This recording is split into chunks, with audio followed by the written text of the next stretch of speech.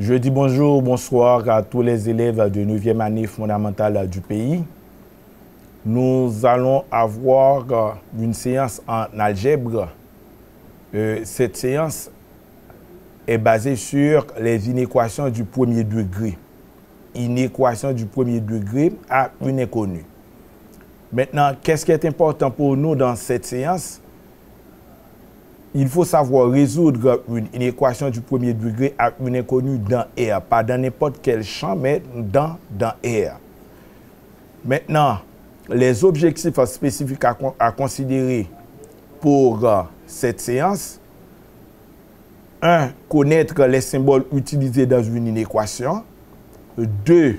Déterminer toutes les valeurs de x dans une équation, c'est-à-dire toutes les valeurs de la variable.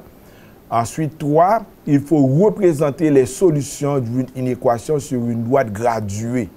Représenter les solutions donc, sur une droite graduée. À chaque fois où on doit résoudre une équation, mes chers amis, cela revient à déterminer toutes les valeurs de la variable qui vérifie l'équation proposée. Donc, c'est ce travail ça a demandé pour nous faire à chaque fois où on a résolu une équation. Depuis que je dis que je résoudre une équation, je fais pour me capacité pour me joindre toute valeur variable capable de prendre, donc valeur qui est capable de vérifier l'inégalité que y a bon moyen. Maintenant, ces valeurs sont appelées solutions de l'inéquation. Il y a tout comme donc pour une équation. Là, après, dans l'équation où il y a un symbole qui marche ensemble avec lui, c'est le signe égal, n'est-ce pas? Eh bien, là, après, résoudre une équation, symbole qui marche ensemble avec lui, symbole ça au nombre de 4. Au nombre de 4. Donc, nous prenons le ça. Voilà. Donc, premier symbole là, donc, signification, c'est strictement inférieur à. Hein? Deuxième symbole, signification, c'est strictement supérieur à. Troisième symbole, c'est le symbole inférieur ou égal à. Et puis, quatrième symbole, c'est le symbole supérieur ou égal à. Donc voilà. Donc, depuis qu'on parle de une équation, ou fait pour gagner, donc, il y a 4 symboles qui sont présentés devant. Donc, voilà un exemple que nous vous donnons ici. L'exemple, c'est x supérieur à 5. Donc, ça veut dire quoi? Donc, il faut concevoir toutes les valeurs donc, qui dépassent 5. Toutes les valeurs qui sont supérieures à 5. Donc, c'est ça ou gagner comme exemple. Maintenant, nous allons ensemble voir une petite activité. Donc, à travers cette inéquation-là, c'est 3x moins 5 strictement inférieur à 5x plus 2. On va prendre des cas isolés. Le premier cas isolé, on fait x égale à moins 4. X égale à moins 4. Quand on prend le premier membre, c'était 3x moins 5. Ça fait 3 par moins 4. Ensuite, moins 5. 3 par moins 4. Et ensuite, moins 5. Regardez bien pour qui ça le bail là. 3 par moins 4, ça fait combien? Ça fait moins 12. Moins 12, moins 5. Moins 12, moins 5, ça fait moins 17. Maintenant, on conserve toujours moins 4. Donc, on va viser le second membre. On fait 5 par moins 4 plus 2. 5 par moins 4, ça fait moins 20. Moins 20 plus 2, ça fait moins 18. Maintenant, quel est le bilan de ce travail? On trouve moins 17 au premier membre, ensuite moins 18 au second membre. Maintenant, est-ce qu'on peut dire moins 17 est strictement inférieur à moins 18? C'est carrément impossible. Carrément impossible. Donc, voilà pourquoi la valeur x égale à moins 4 n'est pas une solution de notre inéquation. Maintenant, nous considérons x égale à 2. Pour x égale à 2, je vais regarder qui ça, tout le monde va le bon moins là. Donc, ma PC valeur 2 dans le premier membre blanc, qui ça le bon moins. Donc, ça va le 3 par 2. Ensuite, moins 5, 3 par 2, ça fait 6. 6.5, ça fait 1. Ça fait 1. Maintenant, même valeur, ça, je vais laisser dans le deuxième membre.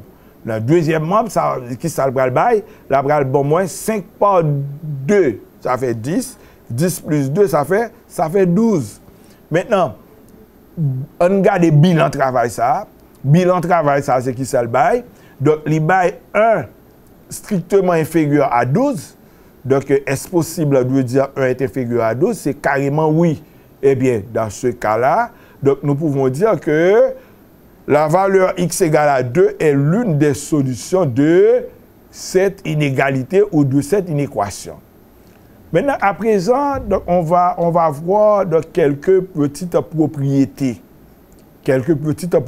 On commence avec des nombres relatifs A, B et C choisis au hasard. Maintenant, donc, si on fait A plus C d'une part et B plus C d'autre part, donc qu'est-ce qu'on va constater?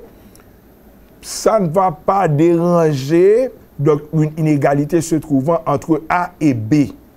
Donc, un cas pratique, on a A supérieur ou égal à moins 3, n'est-ce pas, mes chers amis?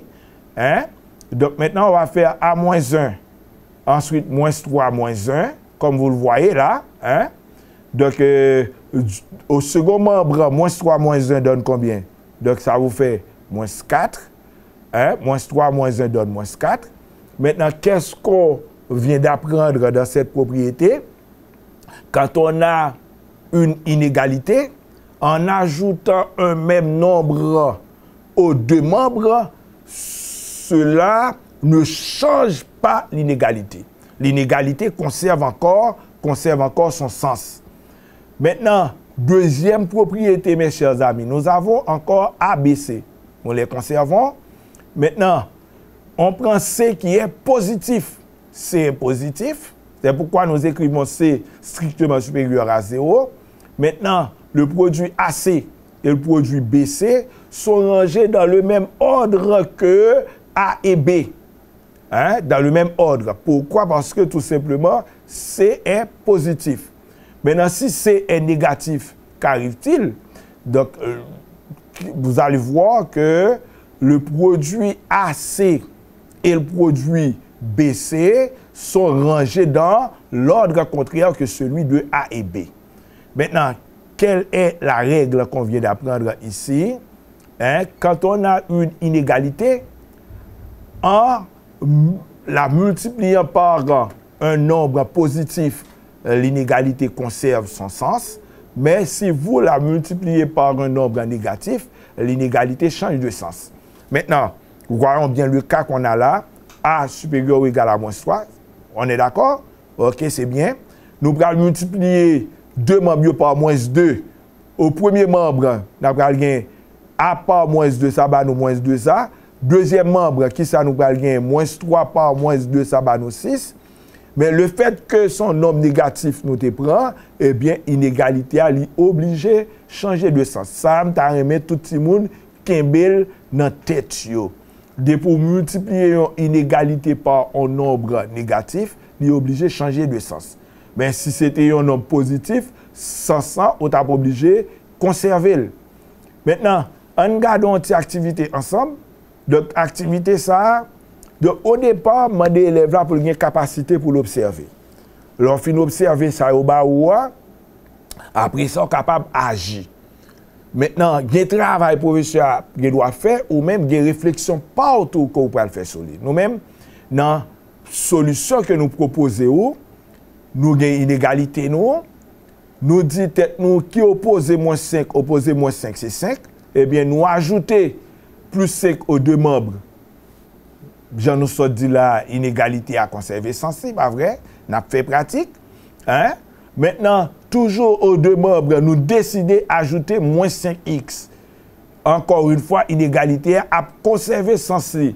Finalement, nous aboutissons à inégalité moins 3x inférieur ou égal à moins 2. Maintenant, n'importe qui élève qui observe nous bien, qui coefficient x, qui sont ouais x qui marche avec lui, ouais, c'est moins 3. Si Mando, par exemple, qui inverse moins 3, capable de dire moins 1 tiers, là, on a bien raison. Eh bien, là, il y a deux façons capables de réagir pour nous joindre x. Ou bien nous diviser deux membres par moins 3, j'aimerais le faire là. Ou bientôt, on l'autre petit monde doit choisir multiplier 2 membres par moins 1 tiers. Dans les deux cas, le fait que son nombre négatif agit sur 2 membres, eh bien, 2 membres obligés. Donc, à ce moment-là, inégalité après changer de sens. Ouais. Moins 3x divisé par moins 3, ça va x. Ensuite, 2 divisé par moins 3, ça fait moins 2 tiers. Mais nous pas oublier, au départ, on dit que moins 3x inférieur ou égal à 2, on va aboutir à x supérieur ou égal à moins 2 tiers. À l'aise. Ça, c'est façon ça, nous choisissons résoudre. Pas oublier, me dire petit monde, il faut une capacité pour observer. On l'autre petit monde lui-même qui ça est capable de faire pour même une équation, ou tu dois choisir grouper termes semblables. Si tu groupes termes semblables tout, ou tu arrivé abouti à même résultat ça que nous jouons là. Maintenant, dans ce sens, ça nous dit solution une équation ça, c'est tout réel qui dépasse moins 2 tiers. Maintenant, on regarde une représentation graphique là qui est vraiment intéressant, les amis nous. Donc, on va d'abord positionner moins 2 tiers. Moins 2 tiers, donc le fait que son nombre qui est négatif, là, à gauche de 0, n'est-ce pas? Comme m'a parlé de tout réel qui dépassait moins 2 tiers, tout réel, ça va aller à droite de moins 2 tiers. Hein? Si je parlé de réel qui plus petit passe moins 2 tiers, je tape à gauche. Hein? Là, je pense tout le monde à l'aise. Donc, voilà pourquoi. Donc, zone nous gagne qui est en vert là, c'est zone ça qui représentait toute solution, une équation ça. Hein? Donc, intervalle que nous avons là, nous avons un intervalle qui a fermé en moins 2 tiers et puis qui a ouvert en plus l'infini. Pour qui ça le fermé en moins 2 tiers? C'est parce que nous dit c'est supérieur ou égal. Mais si nous te dit strictement supérieur à moins 2 tiers, il t'a ouvert en moins 2 tiers. Tout le monde à l'aise, c'est bien ça. Maintenant, on n'a pas avancé. Activité 2, on résoudre une équation si là, donc c'est 3x plus 6 strictement supérieur à 9x plus 8. Donc là, tout le monde à l'aise, ou bien on agit, j'en nous sort mon trophée là, mais l'important pour nous-mêmes, c'est que vous comprenez ça va faire, ou bientôt, on choisit grouper termes semblables. On choisit grouper termes semblables. Mais entre-temps, donc si vous regardez bien, donc le premier travail nous fait là, nous fait moins 6, qui est l'opposé de 6, agit sur les 2 membres. De là étant, nous gagnons 3x, strictement supérieur à 9x plus 2. Ensuite, nous allons faire moins 9x agit sur les 2 membres. Hein? Donc cela nous donne quoi? Ça fait moins 6x strictement supérieur à 2. Maintenant, nous dit nous avons fait le même genre avec première pour nous permettre un petit monde à l'aise. Nous allons diviser 2 membres par moins 6. Diviser 2 membres par moins 6, ça va permettre de nous jouer x en premier membre blanc, ça va permettre de nous jouer moins 100, 1 tiers dans le deuxième membre blanc. Mais l'important pour nous, l'enfant doit savoir, quand on multiplie une inégalité par un même nombre négatif, l'inégalité change de sens, tout comme quand on divise une inégalité par un même nombre négatif, c'est encore la même chose, l'inégalité doit changer de sens. OK? Donc voilà, nous avons x qui est strictement inférieur à moins 1 tiers. Maintenant, voyons bien la solution graphique. Si nous disons x est strictement inférieur à moins 1 tiers, qu'arrive-t-il? Il nous faut d'abord positionner moins 1 tiers. Et ensuite, comme c'est inférieur, on va à gauche. On va à gauche. Toutes les valeurs qui sont à gauche de moins 1 tiers représentent les solutions de cette inéquation. Voilà, encore la zone verte représentant les solutions de cette inéquation. Sous forme d'intervalle, l'inéquation nous donne intervalle ouvert en moins l'infini, ensuite ouvert en moins 1 tiers. Voilà. Maintenant, comme synthèse, qu'est-ce qu'on vient d'apprendre, mes chers amis? Résoudre une équation, c'est chercher toutes les valeurs qui vérifient l'inégalité proposée. Ensuite, qu'est-ce qu'on vient d'apprendre? En résolvant une équation, en multipliant l'inégalité par un nombre positif, l'inégalité conserve son sens. Mais si vous la multipliez par un même nombre négatif, elle devra changer de sens. Elle devra changer de sens. Voilà. Maintenant, une petite évaluation. Donc, vous avez devant vous autres des graphiques, hein, ou encore des droites. Maintenant, à droite, on vous propose des inégalités. Eh bien, il vous faut associer donc, chaque graphique à une inégalité. Donc, cela vous demande une bonne capacité d'observation. Maintenant, je vous laisse réfléchir pendant 1 minute parce que cet exercice est relativement facile. Maintenant, si on prend le premier cas, donc on est à gauche de 5, mais l'intervalle est ouvert en 5. Voilà pourquoi, donc, il vous faut voir ici, x est inférieur à 5. X est inférieur à 5. X est inférieur à 5. Deuxième cas, nous sommes à droite maintenant, à droite de 5, mais cette fois-ci, l'intervalle est fermé sur 5. Eh bien, on prend x supérieur ou égal à 5. OK? Maintenant, troisième cas, observez bien, mes chers amis, là, je vais plus vite parce que je vois que l'on comprend. Troisième cas, donc, on est à gauche de 5, mais l'intervalle est fermé. Eh bien, vous allez nous dire x est inférieur ou égal à 5. Bravo. Maintenant, pour le dernier cas pour cette évaluation, donc, vous voyez, on est à droite de 5, mais qu'arrive-t-il? L'intervalle est ouvert en 5. Eh bien, qu'est-ce qu'il faut dire? X est strictement supérieur à 5. OK. Bon. Là, j'ai l'impression que c'est tellement facile, vous n'avez pas de questions à nous poser. Maintenant, évaluation pour vous autres. Il vous faut choisir la bonne réponse. Vous avez un graphique devant vous autres. Et à partir de ce graphique, on vous propose 3 inégalités. À vous autres de détecter la bonne inégalité. Maintenant, on a assuré en vert la partie gauche. Ça veut dire ma variable est inférieure à moins 5. Donc, et ensuite, c'est ouvert, c'est x strictement inférieur à moins 5. Mais là, quand j'observe les inégalités proposées, on ne commence pas avec moins 5. On commence tantôt avec 3, ou bien moins 3, ou bien 4, tout ça. Eh bien, si vous multipliez par 3, x inférieur à moins 5, vous multipliez par 3, 3 est un nombre positif, eh bien, ça fait quoi, mes chers amis?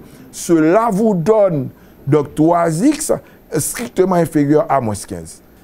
En partant de x est strictement inférieur à 5, vous multipliez par 3, ça vous fait 3x strictement inférieur à moins 15. L'inégalité conserve son sens.